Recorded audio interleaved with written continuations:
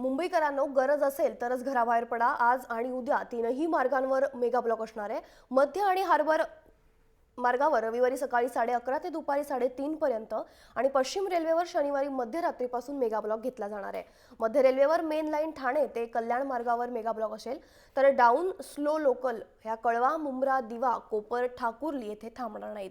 Harbour मार्गावर mega ब्लॉकच्या काळात कुर्ला वाशी दरम्यान अप आणि डाऊन मार्गावर सकाळी 11:30 ते दुपारी 3:30 वाजेपर्यंत मेगा ब्लॉक असेल, तर पश्चिम रेल्वेवर विरार ते वसई येथे शनिवारी रात्री 12 ते पहाटे 4 वाजेपर्यंत मेगा ब्लॉक असणार आहे।